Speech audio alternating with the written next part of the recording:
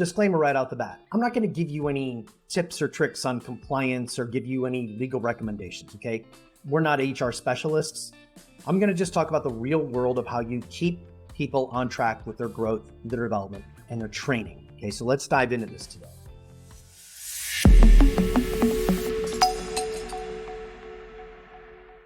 I'm going to start with a bit of a story. So there is a good friend of mine who built a company called Sona Med Spas. His name is Byron. And Byron built his locations from 1 to 22 or 23. And we used to meet about every 6 weeks for sushi late in the afternoon, and we would just talk about business. And he really became a mentor of mine. And he taught me a lot about running medical practices. And I asked him one day about staff training and keeping people on track. And he listened to my tale of woe and everything. And he goes, well, let me tell you how we did it. And he goes, it's going to probably surprise you. And he said, I really hesitated putting this model in place because of the amount of money that was going to require to do it.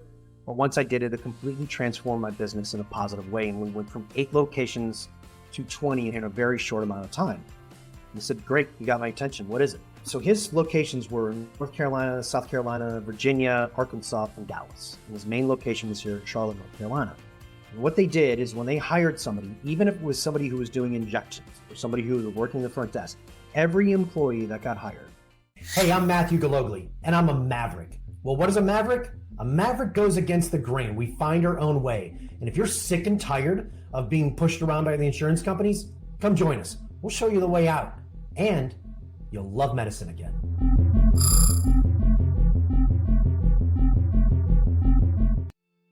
Came to Charlotte and worked in their training center, which was attached to one of their locations, for 4 straight weeks. And what they did was you would fly in on Sundays and you would meet and you would learn a module Monday through Thursday. And Thursday afternoon, there'd be a test. If you didn't pass the test, you had to make a decision. You could come back next week and you could go through that module again, or you could quit. And if you quit, they would give you money to quit. And he said it was a huge expense. We had to fly people in, put them up in a hotel, buy them meals, do all of these things. He said it completely transformed the way our business ran. Now, the funny thing is that when he sold the company, the people that bought it over time got rid of that, and they'd had some challenges with consistency across the practices. Now, it's a great example of understanding of controlling the messaging of your brand and the culture of your organization.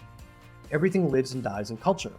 So in culture is like leftovers in the back of the fridge. If you don't check on them regularly, what happens is they get pushed to the back, and then you open up that Tupperware container and you're not really sure what that used to be. It's this green moldy mess now, and you're not even sure what the heck it was at one time. That's what happens with culture and values if you don't check on them regularly. Want to learn more about values, culture, and creating a self-leading organization? Well, then here's what I would recommend you do. Go get our book, The Anatomy of a 7-Figure Medical Practice. It is the book for how to grow and scale your cash practice. It doesn't matter if you're starting from scratch. It doesn't matter if you're inserting it into an existing insurance practice. This book will show you the way. It's exactly how we grew our practices from startup, 3 locations in 18 months. It's the exact same manual that my doctors use today. Get it? You can see the link below. I'll give it to you for free. Just pay $7.95 for shipping and handling. It's The Anatomy of a 7-Figure Medical Practice. It's yours free. Click the link below.